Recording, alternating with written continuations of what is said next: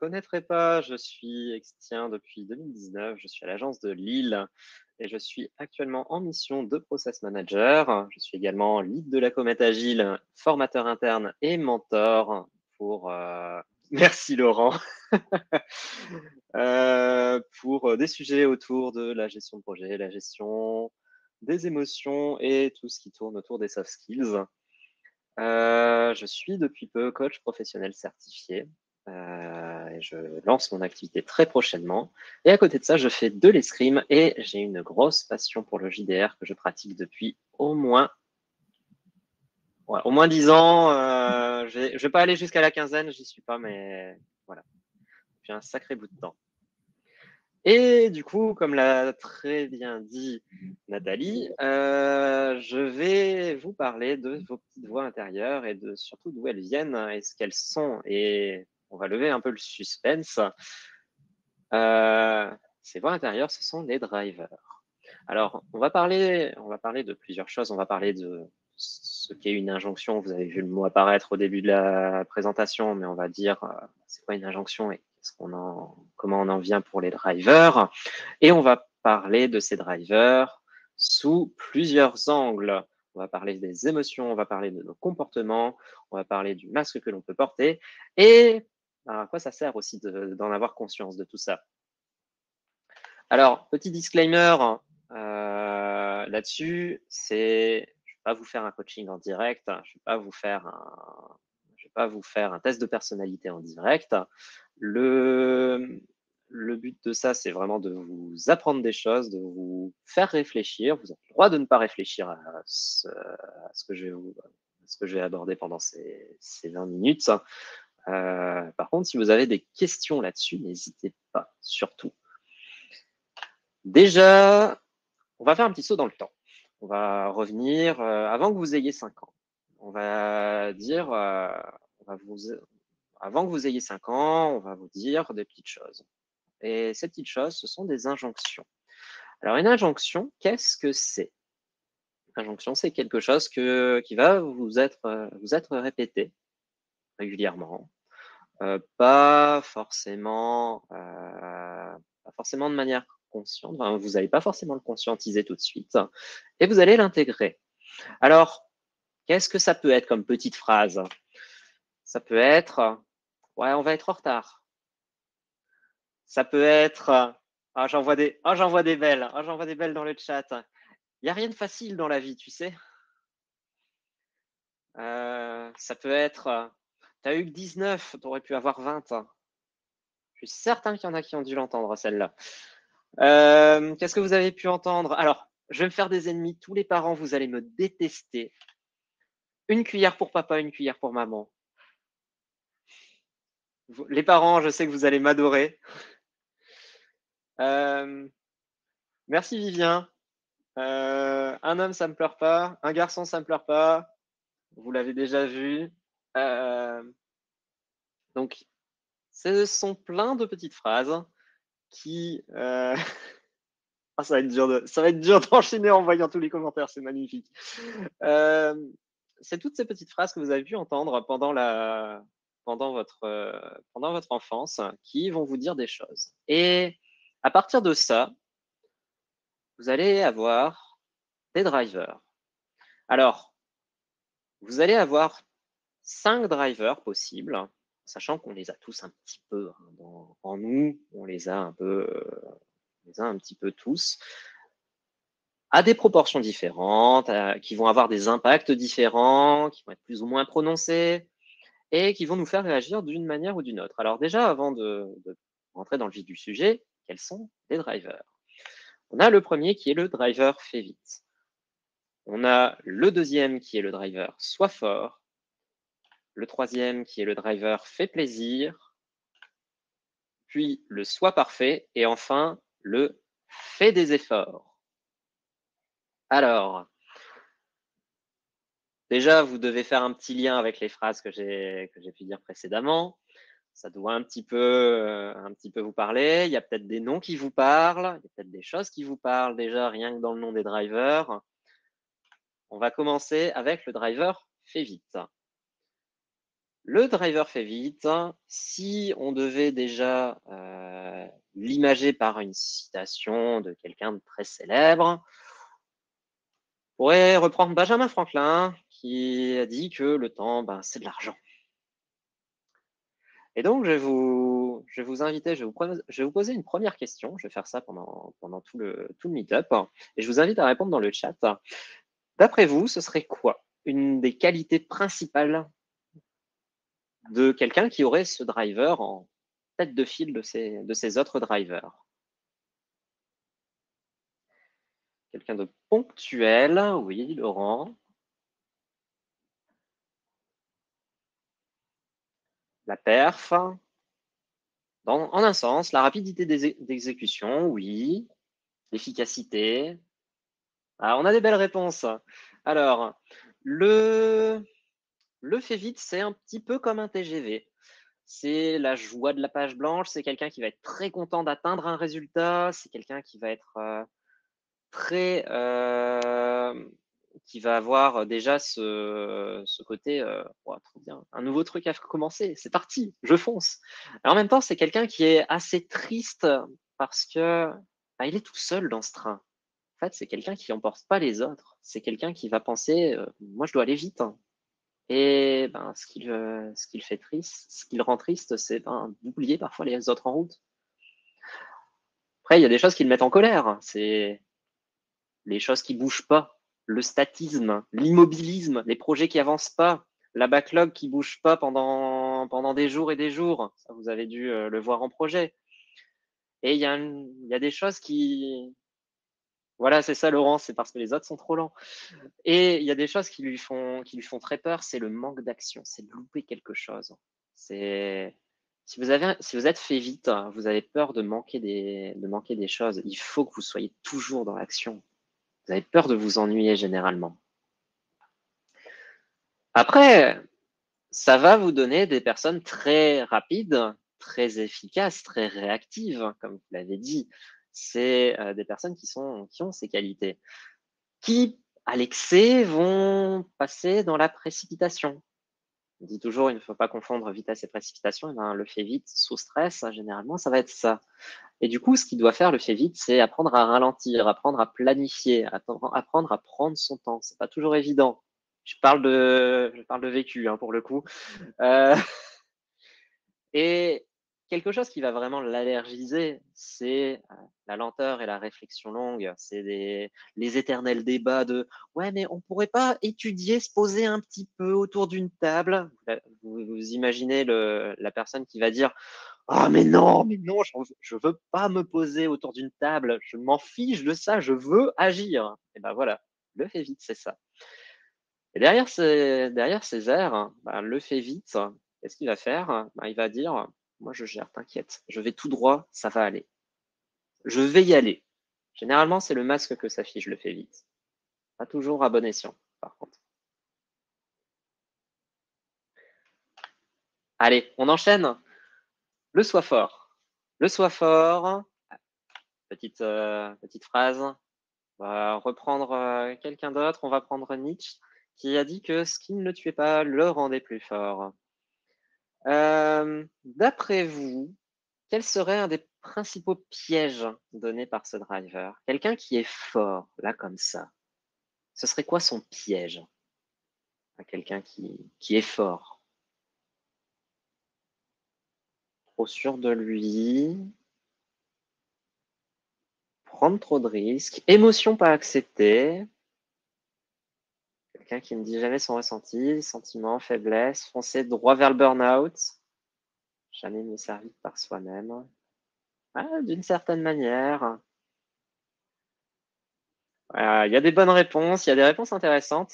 Le soi fort, c'est un peu une forteresse. C'est celui qui va gérer une crise sans craquer et être félicité pour son sang-froid et qui va aimer ça. Il va kiffer gérer des choses sans craquer, sans rien montrer. Parce que pour lui, l'échec, c'est de montrer ses émotions. Et il ne supporte pas ceux qui se plaignent et qui dépendent des autres.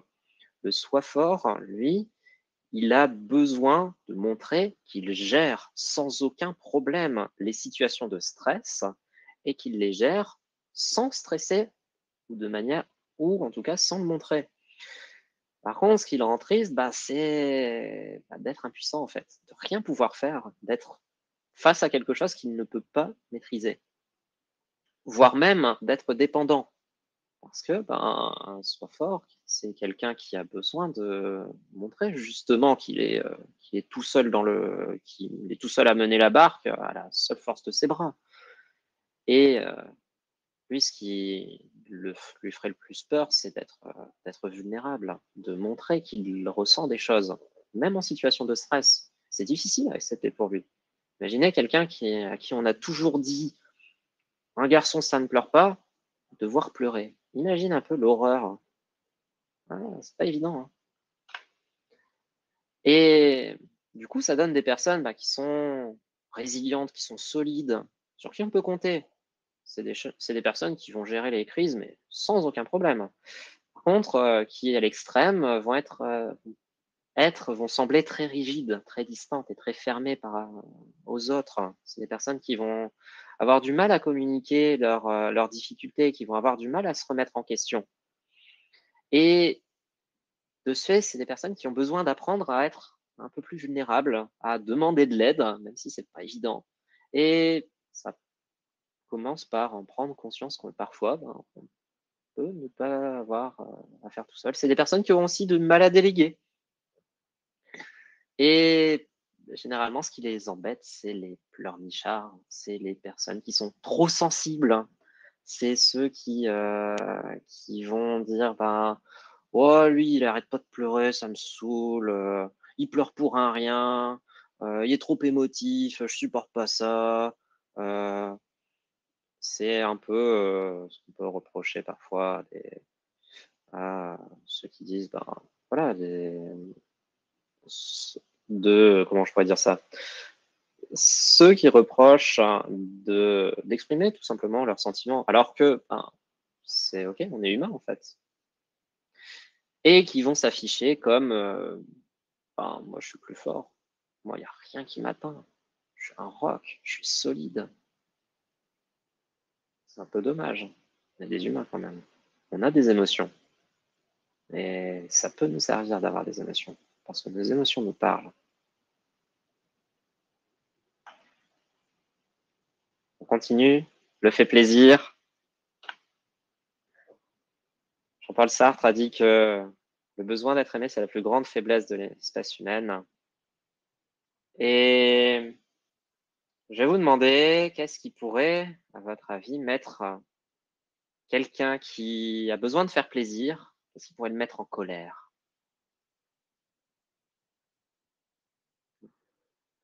Est-ce que le chat a des réponses à m'apporter là-dessus? À votre avis, un fait plaisir pour le mettre en colère, comment on ferait? Privation.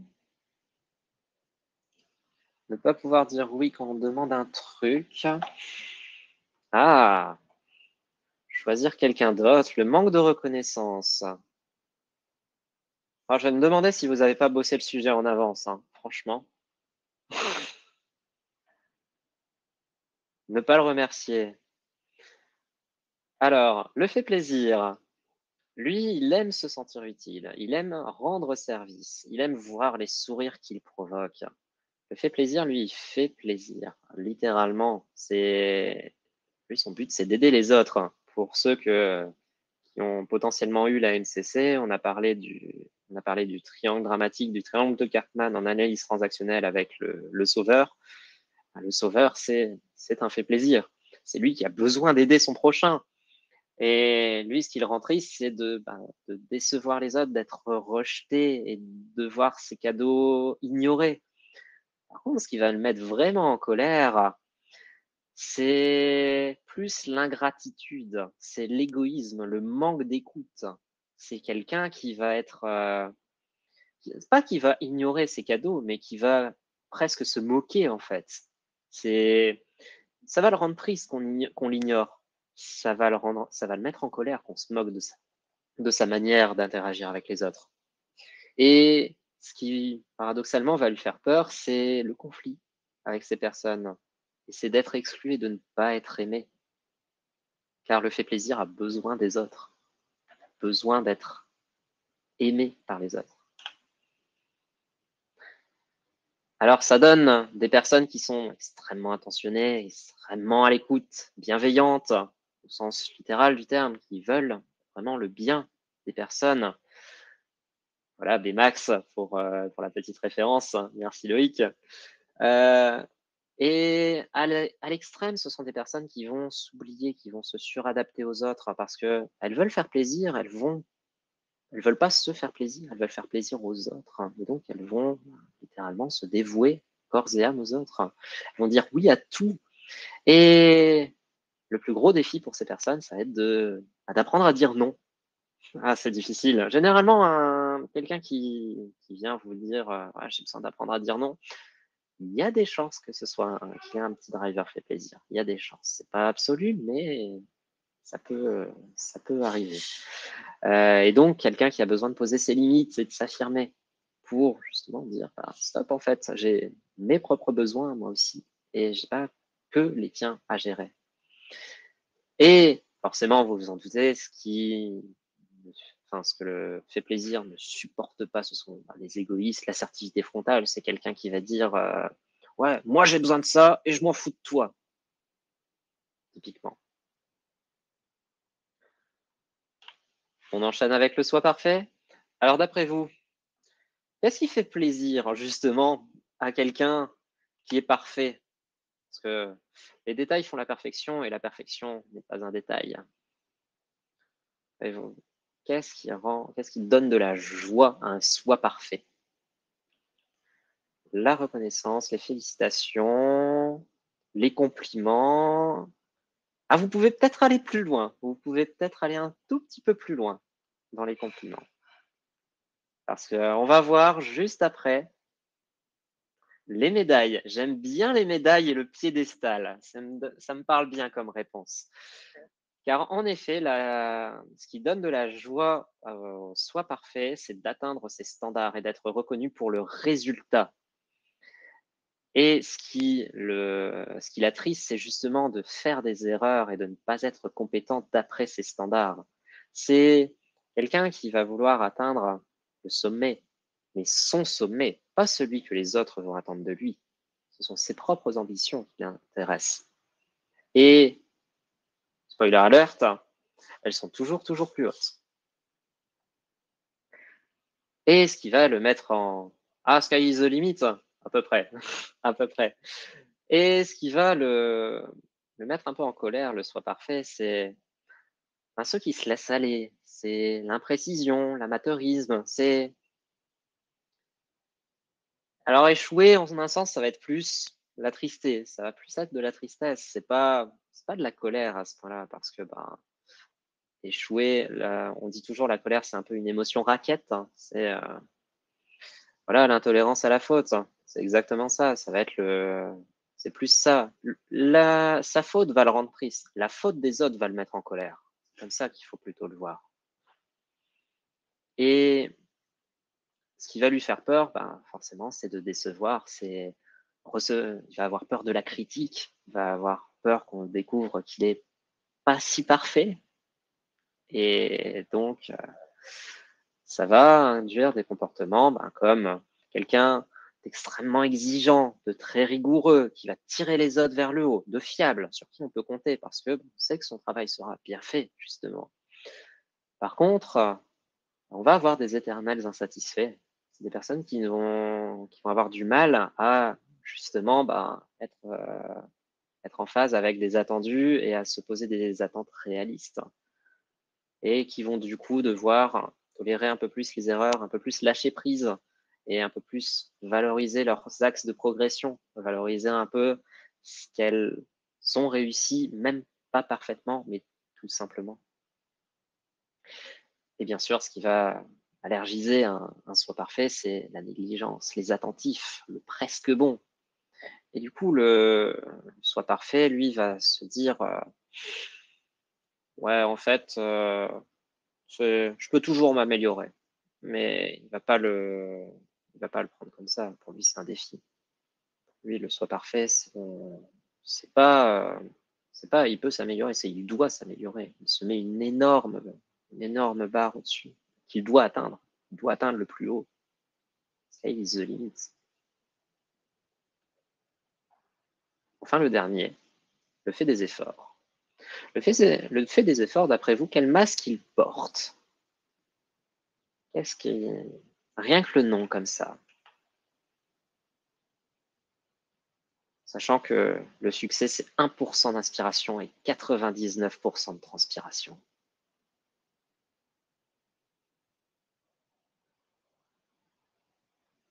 Je n'ai pas assez bien. Ouais. Rien n'est assez bien. Ouais. Ah, on a quelque chose, hein.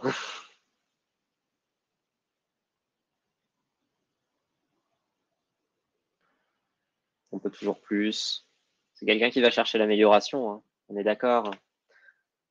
On continue un peu les références. On part sur le mythe de Sisyphe. C'est l'illustration même du fait des efforts.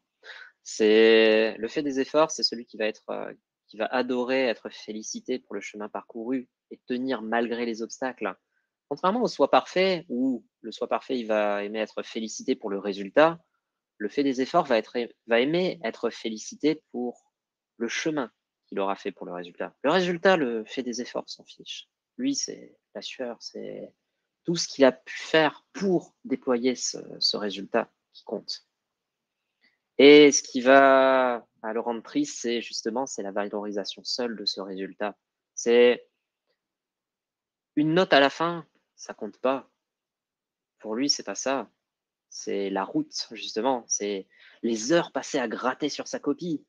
C'est pas le rendu de projet, c'est pas la livraison qui va griser un fait des efforts. C'est tout l'effort pour y arriver à cette livraison.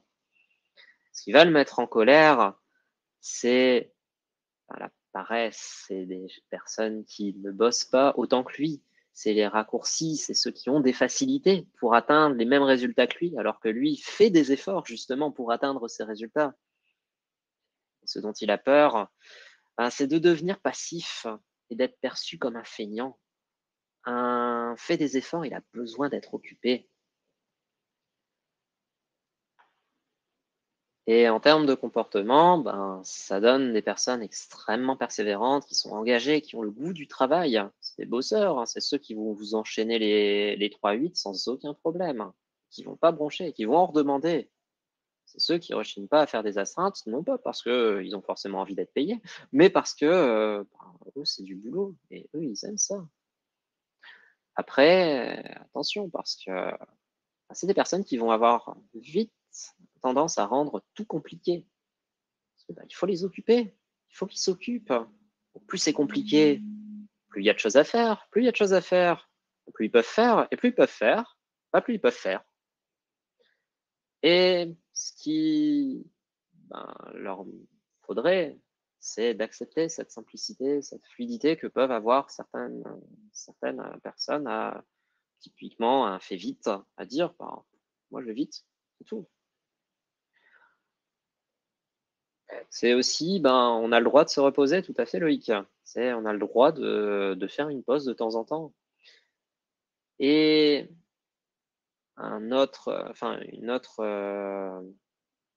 autre chose, quelque chose qui va par contre, les mettre hors d'elle, c'est ceux qui forcent pas.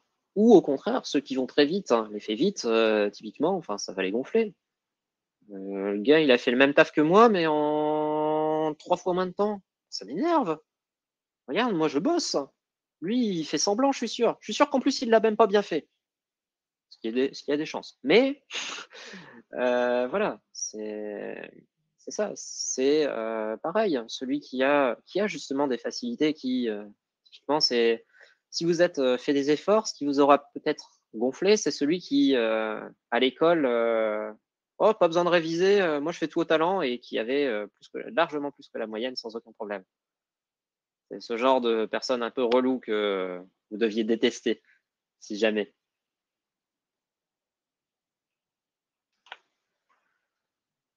Alors, je vous ai dit plein de choses. Je vous ai parlé de 5 drivers. Alors, j'ai fait quelques petits liens entre contre tous les drivers, mais à quoi ça va servir? Enfin, moi, ce que j'avais envie de vous partager ce sujet parce que, c'est, à mon sens, quelque chose qui peut être utile de connaître, sur lequel on peut se renseigner. D'ailleurs, il va y avoir un meet-up, normalement, à la rentrée. Alors j'ai pas les dates exactes, mais côté soft skills, qui va être fait avec justement la présentation du test des drivers, pour justement, vous mettre un peu au parfum et comment évaluer vos drivers, comment justement aller vous découvrir. Et derrière, si, si vous avez ces drivers, si vous vous reconnaissez dans ces drivers, bah, je vous invite à le noter s'il y a des choses qui vous parlent, parce que bah, c'est aussi peut-être un moment de faire un peu d'introspection.